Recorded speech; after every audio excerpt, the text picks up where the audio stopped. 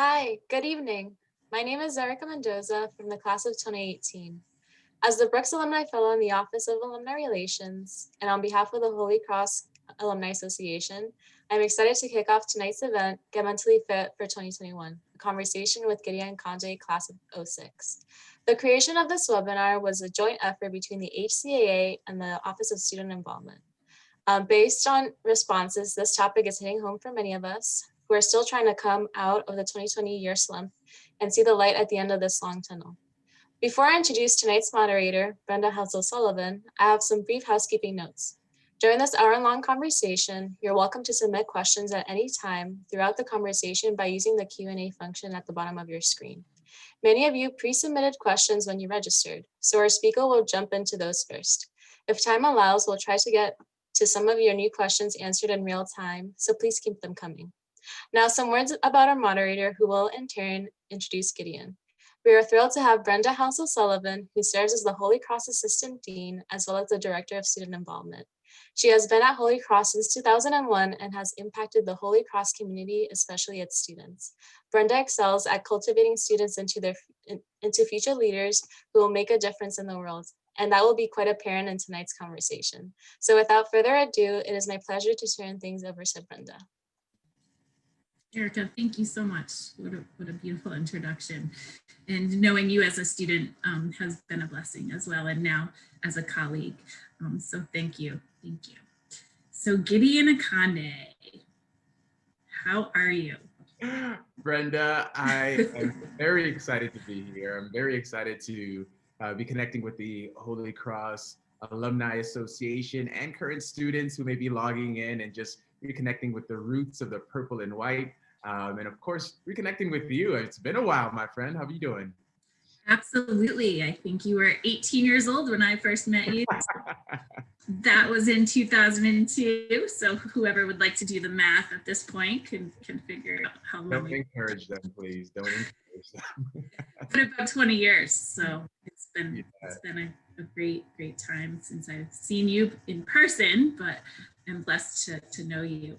And so before I say a few words about your background, I was hoping that you could just articulate for our group today about what you intend to get out of this evening. What are your goals, and recognizing where things are at in the national landscape.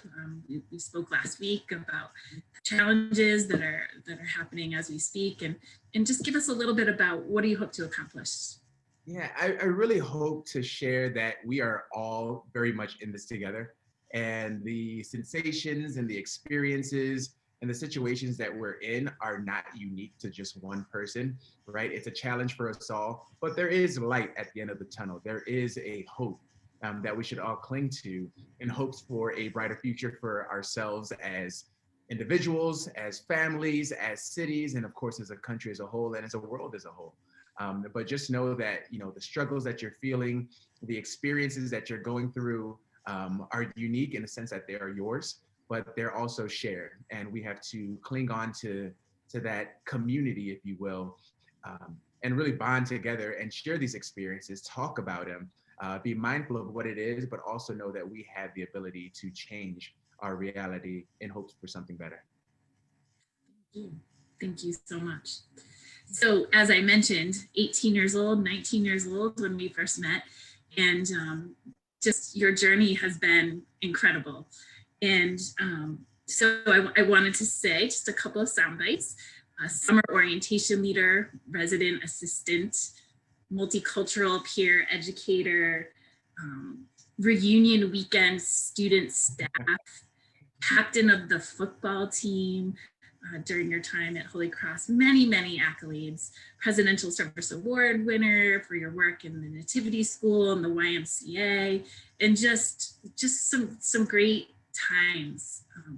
Blessed to have you in our presence, and blessed to look forward to what you would do in the world. And then we kind of think about once you graduated and you started out in finance. Yeah, you know what, Brenda? It's so funny because I remember those moments. First, let me backtrack. All of those accolades, if you will, and the things that I did on Holy Cross were because of great people like you and awesome members, also awesome mentors on the Hill who encouraged me to do things, to get out of my comfort zone, to further develop myself as a leader. So I want to thank you, Brenda, for the opportunity to grow as a young man and to now carry a lot of those traits, characteristics, and experiences into what I'm doing now. So thank you for that. I never got a chance to really appreciate you for that, but you are one of those people who have had a profound influence on my life. And I do want to really give you your flowers right now, although a little bit long overdue. I do appreciate you in every single way in that regard. So thank you for that. Thank you. And yes, like after I remember when I was a young man going into the career development office and sitting down with you and figuring out what those next steps were going to be. And just to give some of the viewers and listeners some context, I'm from Chicago, Illinois, born and raised in Chicago.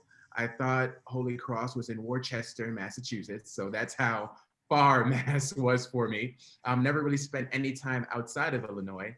And having a chance to go to Holy Cross, to move to the East Coast, to spend 4 years on the Hill was an eye-opening experience in many ways. Chicago being super culturally diverse, my experiences were very different from what I had on the Hill, but also very much shaping in terms of who I would later on become.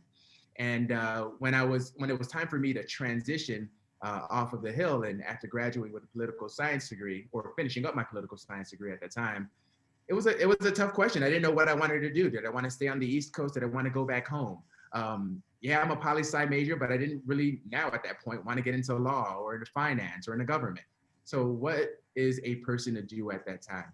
Now, a couple of things I knew for sure, and we figured this out together, was that I enjoyed working with people. I enjoyed working in teams, but I also enjoyed being autonomous and having some of my own decision-making capabilities. Long story short, I ended up working in sales in Chicago, moving back to the city, and did that for 4 years before I was like, all right, this is not my calling.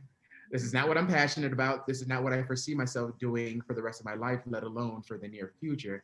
What do I do next? And that's what I needed to make a transition, and eventually found myself in the world of fitness, which I've been doing for over 10 years now.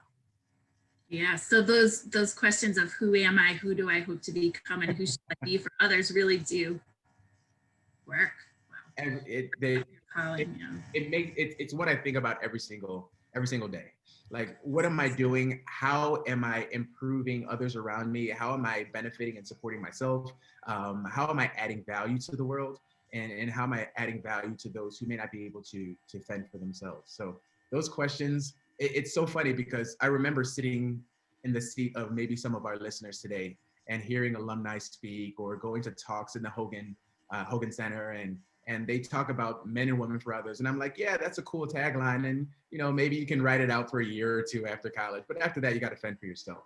But I quickly realized that no, it actually truly becomes a part of your ethos, a part of who you are, a part of your thoughts and your decision-making process. So I'm glad that Holy Cross has instilled some type of discipline in me to maintain that. And again, it very much shapes who I am today.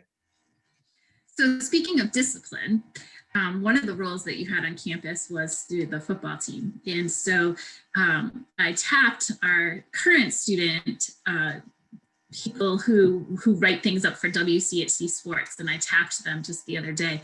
And WCHC Sports did some research on you. And so they came up with some information that I think we could share.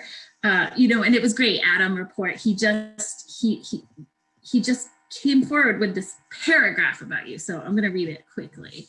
So a 4-year player for the Holy Cross football team, long exemplified leadership both on and off the field, awarded the College Presidential Service Award in 2006 for his work with the YMCA and Nativity School. Akande's performance as a running back for the Crusaders was equally impressive, amassing over 1,700 rushing yards, 3,100 all-purpose yards, and 17 total touchdowns.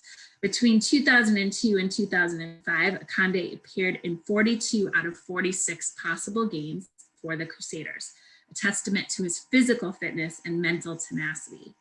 Akande's name is also etched in the history books of Holy Cross football, having led the Crusaders in rushing yardage in 2002, the year in which you were named the Rookie of the Year for the Patriot League, as well as a kickoff return yardage in 2004, where you were selected as a Patriot League academic honor roll. And Tom, in our background here, here's a couple photos. We have a photo of you on the football field.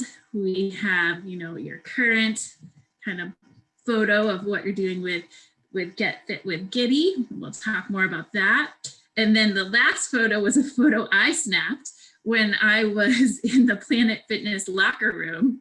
And this was about a year ago. I was in the Planet Fitness locker room and I heard your voice over the video. That may have been most startling. You're in the locker room, you're probably getting changed and like, why do I hear a former student's voice over the loudspeaker? And so with that said, tell us more about from the football field to the finance career to the two-time Golden Glove boxing champion to the winner of the Men's Health National Top Trainer.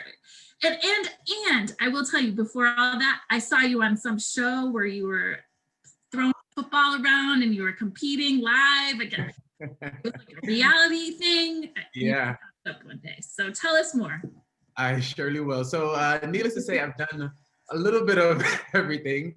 I'm going to backtrack a little bit because I think some of our listeners and watchers may appreciate this and probably are going through this themselves. But when I graduated with a political science degree and I didn't want to use it, I got into sales and finance, as I mentioned. And I was an employee benefits sales rep in Chicago for an insurance company. And I did that for 4 years. It was a great opportunity to make some money and to get my feet wet in corporate America. But like I said, I realized that this is not my calling and I need to make a transition. So I started asking myself some questions to help me decide what my next step was going to be.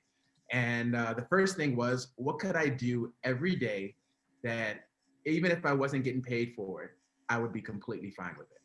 And that started to lead me down the road of either working with athletes, working with young people, and serving in that capacity where I'm dealing with people on a day-to-day basis, and my situation is never the same. And it came to my mind that, all right, there's a handful of things I can do.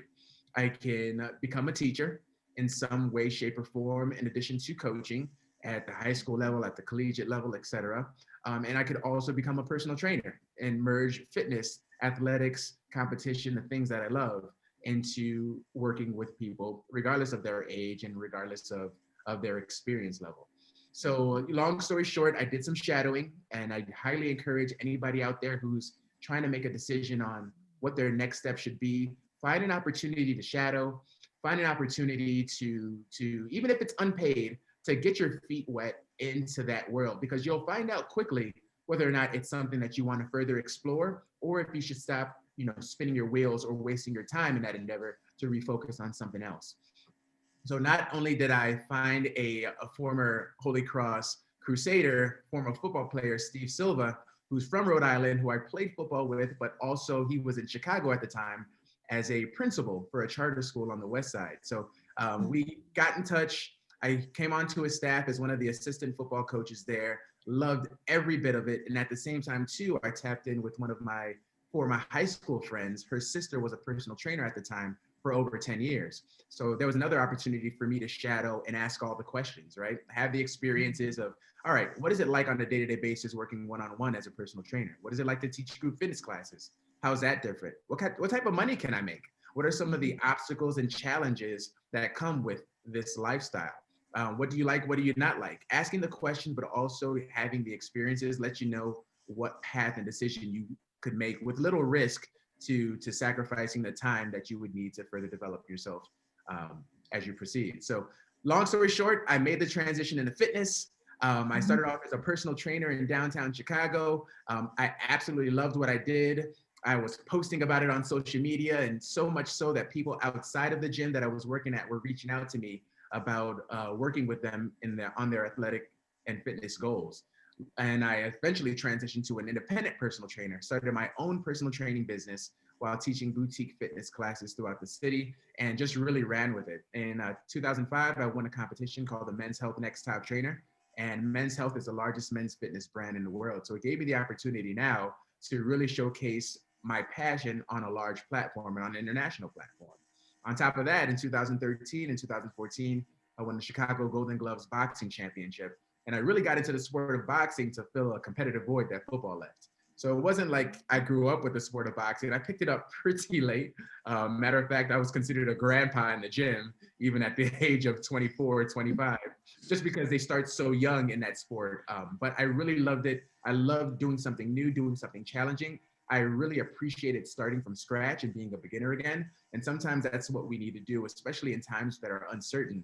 Whenever you're trying to find your next goal, whenever you're trying to find something that really ignites your passion, and that may require you to be a novice, that may require you to start from the bottom and build yourself up. And in the process, not only will you find out what you're capable of, but you'll also learn a lot about yourself. You'll learn about your tenacity, about your drive, how determined you are. And it'll also spark a renewed respect for who you are as a person. So I challenge those who are trying to figure things out. Don't be afraid to try something new. Get out of your comfort zone a little bit. I say this in all of my fitness classes, but it's also applicable in life too. Do something new, really put yourself out there, surround yourself with people who are going to support you, mentors, friends, family members, and have at it, because you'll be surprised at what you find. Because I never thought that I would go to Holy Cross and then become a personal trainer, right? But it's more than just personal training. There's lifestyle adjustments that come along with it. And it's more than just working one-on-one with people in a gym. I'm now teaching group fitness classes. I'm now working with large brands on a larger platform. And I'm now being streamed in homes for those who have Nordic track bikes and ellipticals and row machines and strength training machines, and even the app on their phone. They can work out with me, where I'm providing this daily inspiration through fitness, but of course, more applicably through life. I got a text last week from a colleague that says, hey, this person on my elliptical went to Holy Cross. I said, yeah. And so guess what? We have a question that's come in from the group here this evening. And the question is, what if you had to pick one thing, what about training, what do you like best? What do you like best about training, Gideon? Wow. So that can go two ways. What do I like best about training people, or what do I like best about training myself? So I'll try to answer both just in case. Mm-hmm. What do I like about training myself? Well, first, it's the opportunity for me to give myself some me time, right? We're so worried about what the boss thinks and what we need to do for works. We're so worried about our friends and our family and what they may need from us, but not too often do we take that time out for self. So some people may enjoy yoga and meditation. Please continue to do that for yourself. Some people enjoy art. Some people enjoy reading scripture or just reading literature in general. Some people love traveling, right? Maybe not so much at the moment, but that's a big thing for a lot of people, including myself. For me, whenever I have that chance to work out on my own and to do the thing that I love the most, which is just movement and sweating through that movement, it's just a great release, especially a mental release, more than physical at times. So that's what I enjoy about training myself. Now, when it comes to training others, I am blessed and honored to have the opportunity to help people with their fitness goals and help them realize the potential that sometimes we forget that we have. We're so stuck into our insecurities and our just concerns about who we are as people that we forget that our potential is absolutely limitless. So being able to be that spark to let someone know that, hey, this is challenging. This may seem impossible, but hey, let's take a step together. And I got your back with you. As your coach, I'm going to guide you. I'm going to provide a little bit of inspiration for you to do just something small. And then on top of that small thing, we'll do another small thing. And on top of that small thing, we'll do another one. And the next thing you know, we look back and see how far we've come. And it's astounding to see the smile on their faces, the improved confidence, and just the change in their overall outlook, not only in their fitness goals and journeys, but just how they perceive themselves in life. And that for me is just, there is no greater feeling, because then I really truly understand that this is my calling and this is what I'm meant to do. So, the title of our event this evening was 2020, what next? Yeah. And we have a specific question from the audience about COVID-19 and how did you have to adjust in your training? Like, how long did it take personally and professionally because of COVID? That's a great question. And I'm still navigating those waters right now. A couple of things happened, and it's very interesting when I look back at it. I remember, I think it was the second week of March when things officially shut down in Chicago. I was teaching group fitness classes. I was doing personal training. Everything was steady. Yeah. And all of those places were now closed. So I'm at home. I'm with my fiance at the time, and she's not my wife. So that didn't end. She's not my wife. And so good job. yeah, thank you. So she was my fiance at the time, and we're at home, and you know, I have my basement, which was just completely empty. I had a couple of fitness pieces of equipment, and I was like, you know what? I love what I do. I may not be able to do it on a platform that I'm used to teaching classes and personal training, but I want to still continue to do it. And of course, this was the fitness craze where there were push-up challenges left and right on Instagram, and everyone that was a personal trainer had an offering. And of course, it's very easy to say, like, you know what, a million people are doing this. Like, I'm not just going to throw myself out there because who's going to watch? But I didn't really worry too much about what was going to happen, especially because I thought that, all right, maybe this COVID thing is a temporary thing. Maybe it's a month, maybe it's two. Nobody really understood the magnitude of what it was. So I'm like, you know what, let me just do what I love. I'll record it. I'll put it up live so people can join me if they want to, or they can watch, or they can come back and do it later. And whatever happens, happens. And what ended up happening was astonishing to me. Over the course of 55 to 65 consecutive days of 30-minute body weight workouts, we amassed a community of people who were showing up regularly, to a point where I got to know their names, their Instagram handles, who they were, their family members. And it was just a community of people that connected with me, that connected with each other, and connected through fitness. And it was amazing because it was so much more than the workout. It was more about, number one, having a consistent schedule, having something to look forward to, and of course, giving themselves the break from the day that they needed. We were all not used to staying at home, doing Zooms for 24 hours out of the day. And this was just a great release for people at that time, and even for me. So yes, I was doing what I love to do, doing generally what I'm paid to do, but this was also a release because I didn't have that outlet at that moment as well. Now, this was, again, a very uncertain time. I was doing it for free, and at the same time too, I still need to make a living. So I try to think as proactive as possible. And I encourage everyone to start thinking outside of the box in terms of what they want to do or what they're interested in. So what I decided to do was reach out to a sponsor of mine, a client that I've worked with for a number of years now, being Nordic Track. And typically what would happen is Nordic Track would fly me out to Utah. I would film there for a week, film about 16 to 20 workouts that they will eventually showcase on their treadmill on demand, and I'd fly back home. But since we weren't traveling anymore, and since they shut down the studios as a precautionary measure, it's like, all right, what's the next step? So I reached out to them and said, hey, I would love to film for our members at home. I have the space to do it. I have the equipment to do it. Is this something that we can potentially look into? Long story short, they sent professional cameras out my way. They sent professional lighting out my way. They gave me the backdrop to make it look studio-esque. And for 5 to 6 consecutive months, I was filming live workouts from the convenience of my home, and that was streaming to Nordic Track members, iFit members all across the world. So you got to think outside of the box. Sometimes it's a sink or swim type world we're in, and it's up to you to take those next steps, to pitch those ideas, to come to a realization that, hey, I have value and I can add value to a company, a person, a membership, a nonprofit organization, or even to yourself, and develop something that's worthwhile. So whether or not it is a career venture that you're looking to get into, or maybe it's just you investing in yourself and investing in your education and further delving into maybe a potential outlet that you want to explore later on, there is time, and there's time that you can take advantage of, and it's up to you to make that happen. For our audience members, Google Gideon Akande, and you will see some of his free videos as well as the Get Fit with Giddy. But one question that came out of this past segment is, when you dig deep, you know, when you're really trying to elevate to the next level as a professional, who are your professional mentors that you lean on for advice and support?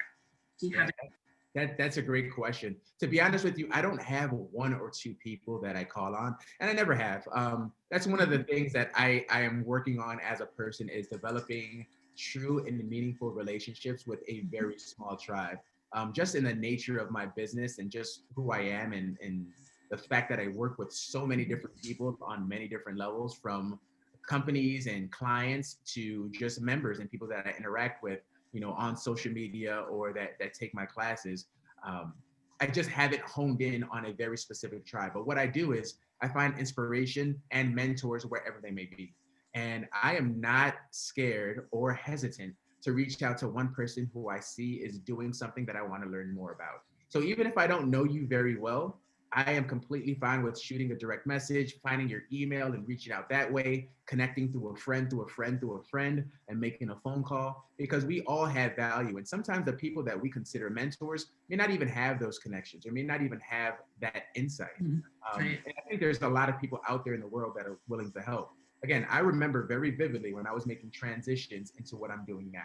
And when I didn't know a single thing, when I didn't have a single connection, and there were so many people that got out of their comfort zones and decided to help me out, that reached out that lending hand to pull me up. So I am the type of person too, if somebody were to reach out and ask me for career advice or next steps or just any insight that I could offer, I don't hesitate to do that. And I feel a lot of people are good with that as well too. So I don't hesitate to reach out to anybody and everybody who I think can possibly support. Sometimes they can, sometimes they can't. And it is what it is, but I just find growth in being fearless in that regard as well too. Awesome. Thank you for sharing that. Of course, thank you. Um, Let so- me say one thing, Brenda, too. I shared how we were doing these live workouts from home, and that also I reached out to NordicTrek and we secured some things, but there was a lot of failure in that process as well too, and I am not ashamed to admit it. I was working on my website a million times over to find ways to monetize this workout. I spent more money than I needed to and lost money. I've also spent more hours researching, Googling, what type of equipment should I buy? I have more digital cameras, lighting, and cords up the wazoo than anybody should have. And of course, you have to wear many hats when you're an entrepreneur. Not only am I a personal trainer or group fitness instructor, but I'm also a sound guy, and I'm a lighting guy, right. and I'm a technician in many regards. And sometimes there's sacrifice that comes with it that ends up being rewarded. And sometimes you spin your wheels at times. And that's just what life is. You understand it, you figure it out, you grow from it, you figure out what the process is and what it isn't. And hopefully you get a little bit better along the way. But don't hesitate to try something new in fear of failure. Fail, and then fail again and fall flat on your face, but then pick yourself right back up because you have more work to do. So don't forget that. So Tom has placed in the chat Gideon's website as well as his Instagram handle. So audience members, please don't hesitate. So switching gears a little bit, we have a question. Wearing your trainer hat, quote unquote, what simple strategies you can share for us to live a healthy life? Yes, great question. First and foremost, wearing my trainer hat right here, start off small. So often when we're looking to make a transition or a change or get off of the couch and get moving again or start off brand new into anything, we want to do it all at once, right? As Americans, we have this microwave approach. We put it in 30 seconds, it's done.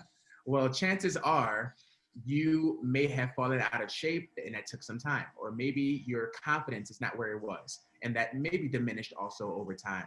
So don't expect the transition for you back to your greatness is also going to happen super quickly. It takes time. It is a process. So start off small. And what I mean by that is if you're just new to exercise, instead of going straight into your 1 hour workout, maybe it's a 15-minute walk, a 10-minute walk. Maybe it's you just playing with your kid or playing out in the park or doing something that just allows you to move. Furthermore, instead of just minimizing your time, also consider what you enjoy doing most. If somebody told you, hey, lifting weights is the only way you're going to get strong or the fastest way for you to get strong, and you hate lifting weights, chances are you are never going to embark on that journey. Now, if I said do whatever you love and have fun with it, as long as you're moving your body, meaning dancing, yoga, Pilates, jump roping, boxing, strength training, swimming, whatever the case is, you're more likely to do that because it's something you enjoy. And then later on, you can challenge yourself in whatever modality that is to take it up a notch. And that same thing goes with nutrition as well, too. And understanding that physical fitness and nutrition have to work hand in hand in order for you to have the best overall fitness program. So consider that you also need to make changes to your nutrition, but make them small changes. If you're having 4 or 5 cans of soda a day, maybe we scale it back to 4, maybe we scale it back to 3. As you gain confidence in the fact that you don't need it anymore, eventually you can wean off of it. Also, if you're used to having fast food every single day of the week, all right, maybe you know what, Friday is going to be our clean day. Maybe Tuesday is going to be our clean day, right? And then we make those small adjustments, those small tweaks, we see what we can handle, and we continue to fine tune it from there. Also, I'm not a believer in absolutes, meaning, hey, you have to cut all of that out right now, or hey, you have to work out every single day of the week. Well, life doesn't really work that way, right? As we can tell from 2020, things can change and things can change in a hurry.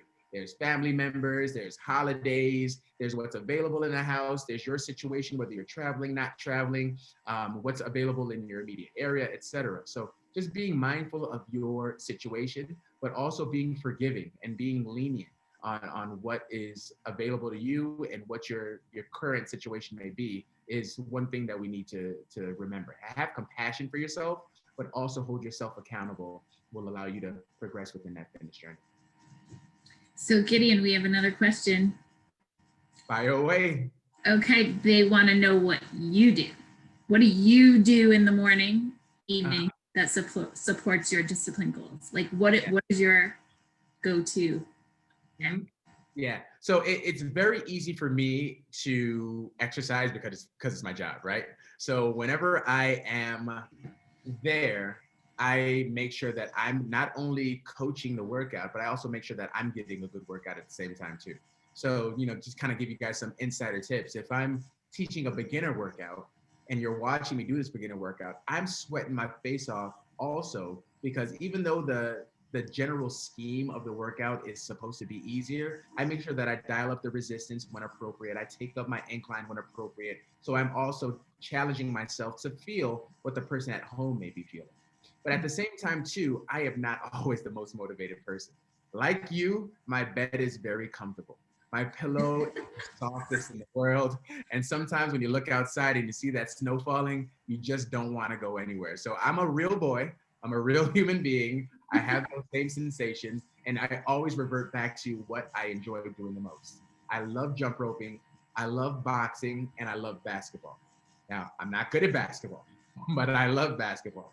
And I know that I can pick up a ball, start shooting that thing, and next thing I know, 2 hours have passed. So whenever the motivation gets low, and it will, you have to rely on things that are going to drive you, things that are going to be fun for you, that you don't have to think much of. And you also have to rely on consistency. Now, since I'm so used to exercising, I don't think twice about it, right? I'm so used to doing 4 loads of laundry over the course of the week from all of my sweaty clothes that it's just a habit. So because I've developed that consistency, it's very easy for me to stay on track. So that's another piece of advice I have for you. Find something that's going to help you stay consistent.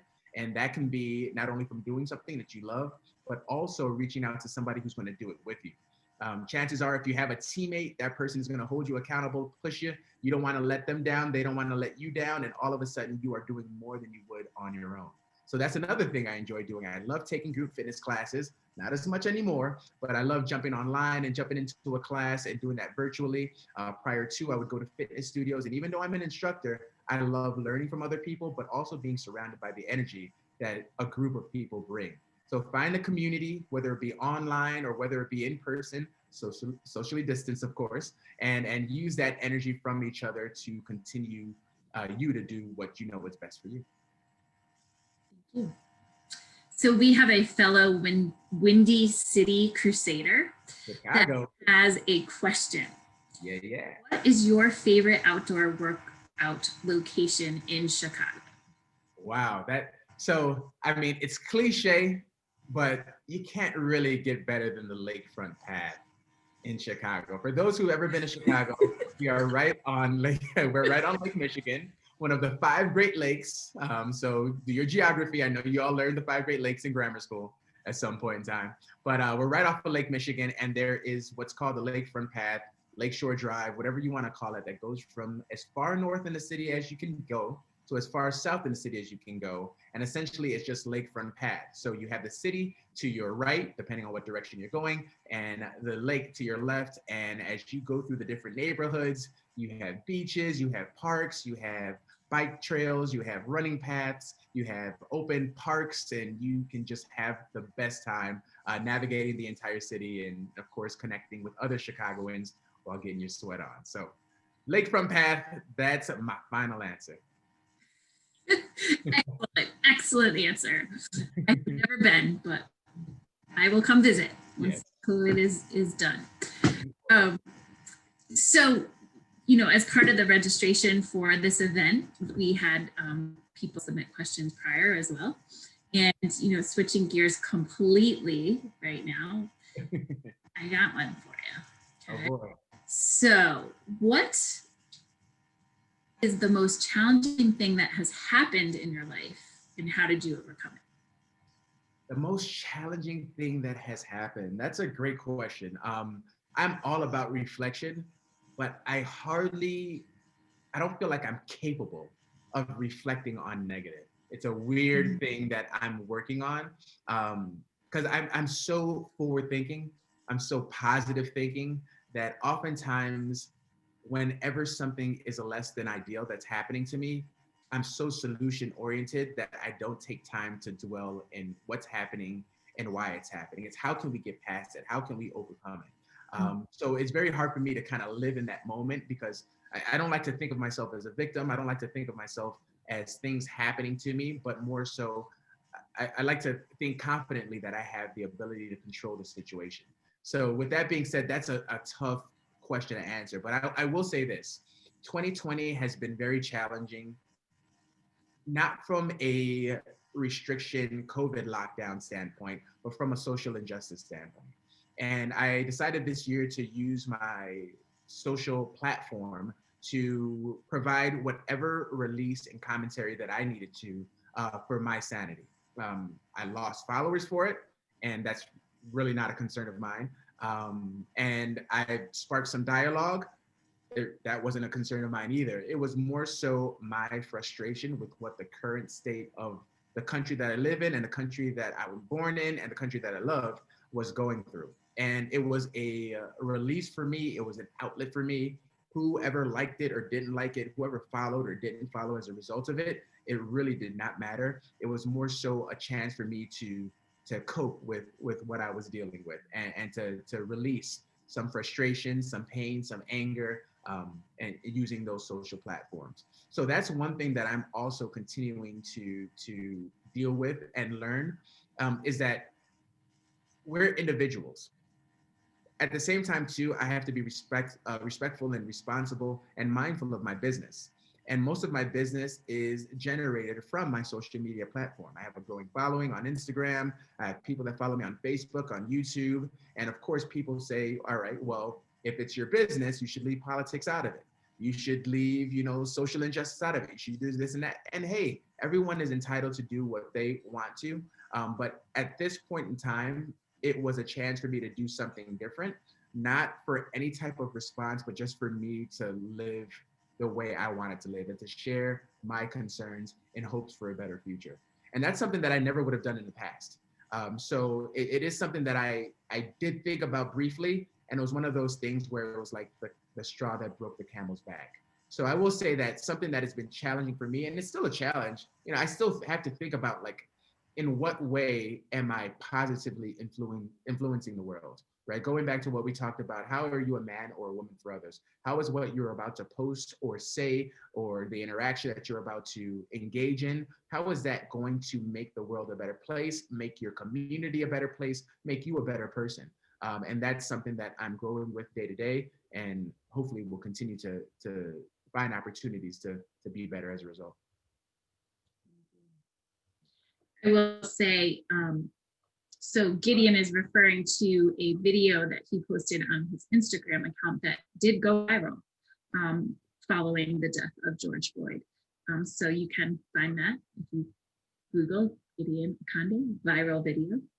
And for those of you who are from the Windy City area, right, it was JAM, was a local news group. Yeah, yep, yeah. Mm-hmm. Yeah. Got it. Um, I can attest to the fact that you are a humble man who stands by everything you believe in, and that was evident from the first day I met you. So thank you for sharing that. Thank you for that. All right, we got another question. All right. How do you maintain a work-life balance? You are married now. Congratulations. How do you keep yourself, quote unquote, sane outside of work in the craziness of 2020/2021? That's another great question, because I don't do very well with finding a work-life balance. As you listed earlier, at Holy Cross, played on a football team. That's a full-time job in itself. I was a resident assistant, a multicultural peer educator, a peer mentor, and I mean the list was long in terms of things I did there, because I can't sit still. It's just something about staying in motion that just drives me and fuels me. And in February of 2020, before the world shifted, I was engaged, and we got married September of 2020 as well too. We were like, hey, we don't know when the world's going to shift, so we're going to do this. And for the longest time, I still had that mindset of go, go, go. I'm the type of person where I can sleep for an hour or not sleep at all and still fire on all cylinders. Don't get me wrong, if you tell me to sit down, I'll crash. But as long as I'm in go mode, as long as I'm moving, like my battery is everlasting. However, my wife, my beautiful, beautiful wife, Lourdes, she is the type of person where, hey, babe, I'm over here. Snap out of it. There is work time, there's play time, there's rest time, there is time for everything. And she really taught me how to find balance. She really taught me to understand that there's more to life than just work. And I appreciate her for that. So I'm still learning. Oh, don't get me wrong. It's going to be a process for me.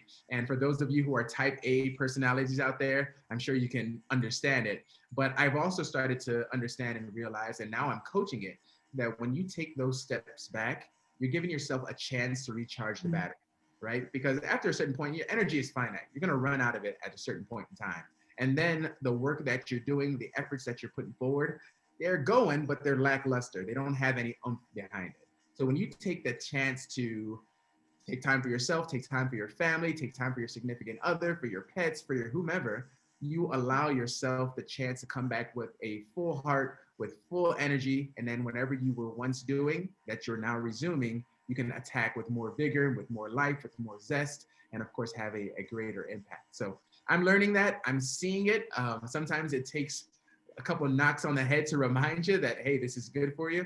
But once you start to see the effects of those breaks, that time off, that day that you sleep in, or that time where you take a couple of moments for yourself, saying no to that invite every now and again is good for you. And then that just reinforces the need for you taking those steps off and finding that work-life balance. Thank you. So think back to your time on the Hill. Favorite Holy Cross memory? Ooh. Favorite Kimball meal? Oh my goodness. Wow. So that's all right. We're going into the archives. We're doing that. Okay. My favorite Holy Cross memory. There are a lot of good memories on the Hill, a lot of great memories on the Hill. So I can't just pick a favorite. But I will say this: my time playing football, of course, is one that I'll never forget, and for many reasons and for many feelings. First arriving on campus, seeing the most beautiful campus in all of the country. Of course, navigating the hill and feeling my legs getting stronger every day. You have to go up and down from Kimball to the Heart Center. But then also the feeling of the camaraderie of my teammates who are from all across the country, all of us uniting to represent Holy Cross on the football field. The travel that we've done together by bus, by plane, going to different cities and states up and down the East Coast. And of course, it being my first time on the East Coast and seeing those places and having those experiences, winning games, losing games, the whole nine. It was a time that I will never, ever, ever forget. I also will never forget freshman year. and being a free man, if you will, no longer under the watch of mom and dad, and walking up and down Caro Street, navigating Worcester, up and down campus, meeting new people, just the excitement of being on the Hill, living in Wheeler, and Wheeler was just a very special place, living on the Hill in Clark, going down to the senior apartments, which are named now, which didn't have a name once upon a time. So like, you know what? It's just, Holy Cross is an experience. I can't just count on one memory. It's just a collective 4 years of amazingness. Eating at Crossroads, it's still called Crossroads? Yes. Yes. Having pizza at Crossroads, which is like a delicacy at the time. Still is, Gideon, still is. Still is, I love it. And, well, wait, you're from Chicago. Sorry. But hey, when you're on the Hill, like, you get, and I remember that being amazing. And then favorite Hogan meal, that's tough. Kimball meal. I mean, excuse me, Kimball meal. Favorite Kimball, geez. I mean, the fact that it was all you can eat was more than enough for me as a growing football player, having to keep the pounds on, just knowing that I can shovel whatever happened to be there in was good enough for me. But it was all good. It was all great at the times. And those are memories that I'm always going to look back fondly of. It's a collective experience for me. Well, and so as a follow-up to that, so did you learn about Holy Cross simply because you were recruited? How did Holy Cross get on your radar? Yeah. So a coach at the time, Coach Bob Bradley, he came out to Chicago and decided to inform me, educate me, and tell me all about Holy Cross. So prior to, I had no idea about the school, but of course, after this visit and having the chance to read up on it and learn about it and ask around, it was a clear choice in terms of the opportunities that would be presented on campus. But not only that, the amazing alumni network and the connections and opportunities that would happen post-graduation were second to none. And even to this day, I mean, as we can tell, we're seated here together now, the purple blood runs deep. And it's a very, very strong group of people across the country. And once you see HC associated with the name, there is a love, a shared experience that you have to respect. And I'm super appreciative for those 4 years and for all that Holy Cross has done for me, even after graduation. Matter of fact, the reason why I pursued that sales job was through Holy Cross connections after graduation.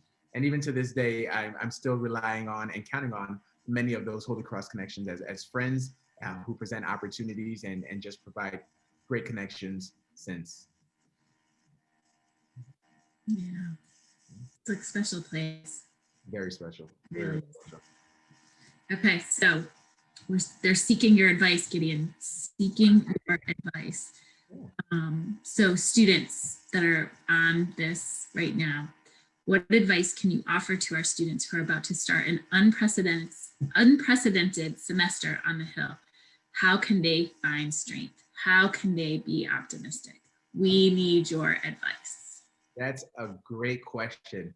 So when it comes to optimism, right? What is optimism? Optimism is a mindset, right? It's a mindset of thinking positively. So that's first and foremost. If you're not thinking positively, chances are the rest of your psyche, the rest of your movement, your actions are also not going to be positive. So I encourage you to change the way that you think about your situation. Is it unfortunate? Yeah, it may be, right? Is it unexpected? I don't think anybody expected what's happening right now. The fact is this: you are a unique group. You are a unique class. When they look back at this time period, don't think of, well, it was robbed from me. Think of it as, I survived this. I am stronger for it. There are a million classes of Holy Cross students who have gone through HC, have gone on the Hill, that did not experience this challenge that I'm about to embark on, and I'm gonna come out on the other end of it. So when you start thinking in that mindset, like, hey, this is a chance for me to be a better human, a better person, a better student, and I'm going to rise from these ashes, if you will, I'm going to overcome. You need to start thinking about it in a different way so that your body, and your mind and all of your actions kind of flow with those positive vibes. Yes, it's going to be tough, without a doubt. But this is what I tell to all of my athletes who join me in workouts. It is tough, but you are tougher. And remember that. So you didn't sign up for an easy experience in college, right? You signed up for a little bit of a challenge that was going to make you a better person once you were done with those 4 years. Well, I think you're going to get that challenge that we were looking for. So just stay the course. You got this. Understand that you have mentors, you have friends, you have colleagues that are going through this with you. You're not alone. Rely on that community, rely on those resources, rely on those people who also love you, who are just like you, and continue to elevate and rise together. That's my advice. I'll take it. So, Gideon, I think we're coming to the end of our time. And so we have a few last questions for you. Okay. What's next for you? What's on your radar? And where do you see yourself going? Wow. Okay. Great questions. Another tough thing that I have a hard time doing is mapping out my 5-year plan. I am hey, what's happening now? My whole mindset is the past is done. I can't control that, right? It's done, right? The future has its own set of problems, and we'll address it when we get there. The present is all you can change. It's the only thing you can manipulate. It's the only thing that you can adjust to be in your favor. So I'm very much a in the present type person, but I also understand and respect that you do have to have a plan. You do have to understand where you want to take things. So I'm working very hard on figuring out how to map my future. Just because as an entrepreneur, things can go left, it can go right. You have to adjust, you have to pivot. And as a result, I don't want to waste or burn energy on things that aren't controllable at the moment. But to answer that question, my future, I very much want to establish and secure my own business, even more so in the group fitness space. And what I mean by that is, yes, I'm filming workouts for different platforms and different companies, but at the same time too, I want to make sure that I have my own sustainable platform, my own offering where people can come and get whatever Gideisms, if you will, that they desire in terms of fitness, in terms of life coaching and advice, and things of that nature. So if we have any techies out there who would love to support in terms of web design and marketing professionals and business majors, this is me reaching out as a networking opportunity. I would love to explore that with you. And of course, personally, I'm looking to start a family with my beautiful wife and establish ourselves, as a family and continuing to grow in that regard, figuring out what life looks like when it comes to that, meaning if we're in Chicago or if we're in another city. But I am very much embarking on that phase of life and super excited to see how the business grows, but also how I maintain that work-life balance that we talked about with taking care of my family and watching my little athletes grow up. So that's the plan for me. Future Crusaders. I love it. Hey, your mouth to God's ears. I'm still here. That's a problem.